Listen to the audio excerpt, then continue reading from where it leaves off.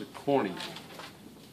Once a year, after age 40, you should go in and be tested for glaucoma, which is increased intraocular pressure.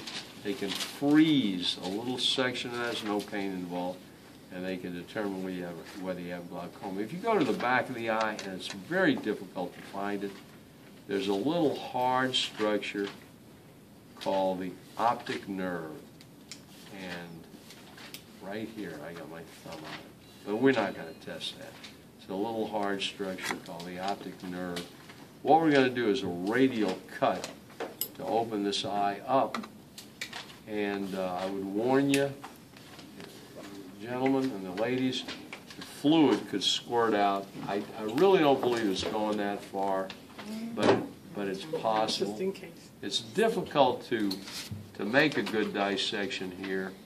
That's fat or adipose tissue. Because it doesn't go in like butter. It's a very hard shot. There it is.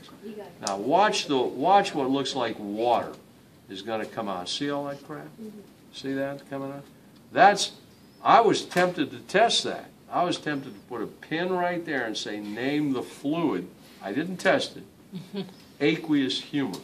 That's, almost every time you use a Q, there's a C, but not here. It's A-Q-U-E-O-U-S, aqueous humor. The ancient Greeks talked about the body fluids in terms, called them humors. Blood, urine, called them humors. And this word hung on.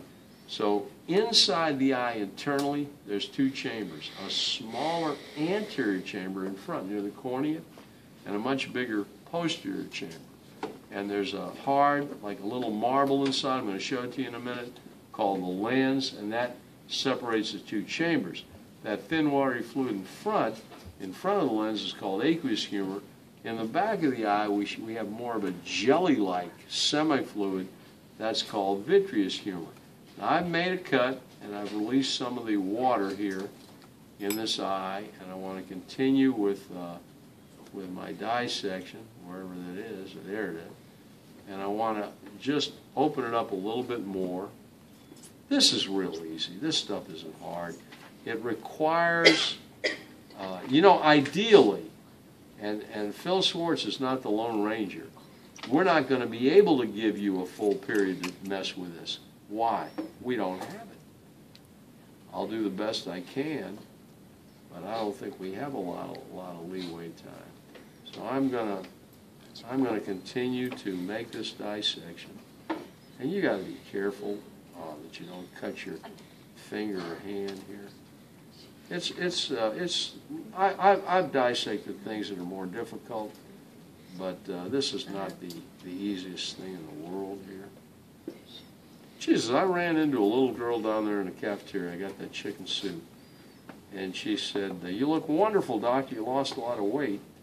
And I said, "Yeah, I have." She said, "I had your class last semester." And I said, "Which class was it? Was it the AP 1 or the 2404? She said, 2404.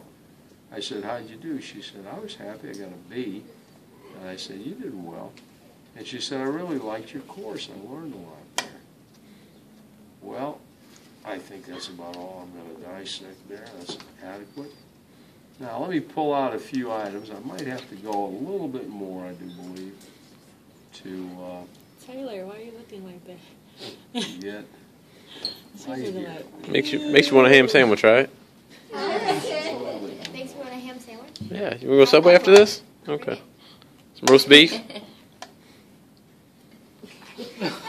All right, we got enough on Some now. cauliflower. Test day. I'm not Hannibal. Test day, I'm going to go ahead and I'm going to pull this out, and I'm going to leave this out on the table and say name the structure right here. And the structure is, by the way, that's the vitreous humor. See that jelly? That's that jelly in the back of the eye, the vitreous humor. But we will not test that. But here, if you clean this off, there's a little marble here, and that's definite test question. It's very hard to get a pin to stick in it, but we will. We'll get a pin in it. And what is that structure? That's the lens. See it? A little crystal like a little boy's marble. Cool. So that's going to be sitting out there with a little pin in, a little sort of tan pin right there, with a little plastic flag. Name the structure lens, L-E-N-S. A couple other structures and we're finished here. Okay, now it's difficult to see. It's especially difficult to see. Before, that was a vacuum in there.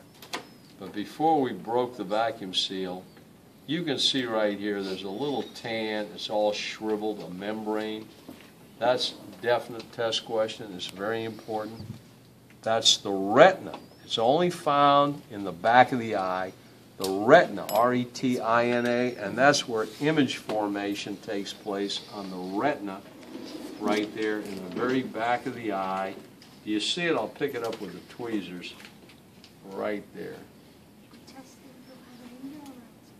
Right like you see it. So you can't, there's no clean way to do it, but that's all the retina right there.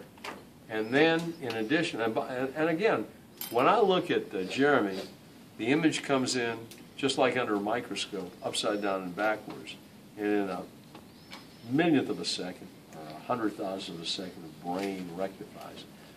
We'll learn some terms: emmetropic for the normal vision, hypermetropia or hypermetropic farsightedness, myopia or myopic for nearsightedness. Hyperopia. Long time before you were born, there was a great baseball player. He's the last baseball player in the major leagues to play a whole season and bat over 400. And that was a great baseball player. He's dead now, Ted Williams. He had 20/10 vision. That's very rare, 20/10. If you don't wear glasses and you have perfect vision, your vision is 20/20. What that means is you see at 20 feet what a person with perfect vision is supposed to see at 20 feet.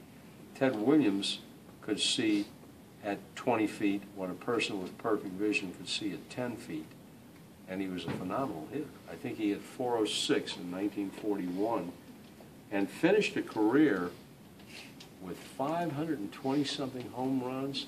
And when you remember, he was a fighter pilot in the Korean War for 6 years. Those are his best 6 years they took away from him, flying a jet plane for the military in the war.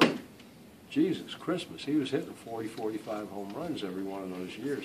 He would have had what Bonds or Ruth had for sure. Great hitter, Ted Williams, but extremely arrogant, extremely moody. Oh, he was bad. He was real They bad. couldn't have me. There was, no, he was very bad. Okay. All right, now, look in the back, two final structures. You can see some black back there and a very pretty turquoise blue, both test questions. Pin in the black, name the structure, choroid, C-H-O-R-O-I-D, or choroid coat. And what's the choroid or choroid coat in there for?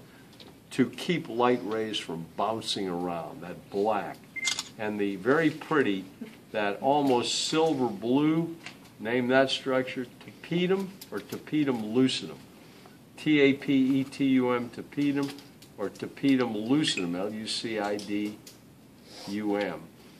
I'm not sure on those. I think I tested choroid coat for sure, maybe tapetum, retina for sure, lens for sure, cornea for sure, certainly none of this. But if you look on the inside of the cornea, there's a little, like a daisy wheel there, and that's called the ciliary body. I wouldn't test that. And then the iris, that's the colored part of the eye, brown or blue. It would be right inside the ciliary body. I didn't test that because it's impossible to see those things. I'll show it all again. So that's about it with the eye. So we got cornea, lenses 2, choroid coat is 3. Choroid? C-H, choroid, C-H-O-R-O-I-D, choroid coat is 3. Maybe tapetum lucidum is 4. Another name for tapetum lucidum? No. I can't see it in my book. Tapetum lucidum, choroid coat, then we got 4. Retina was 5. And that's probably it from the eye. I would say that's about it from the eye. How many things were on the brain over there? About 10?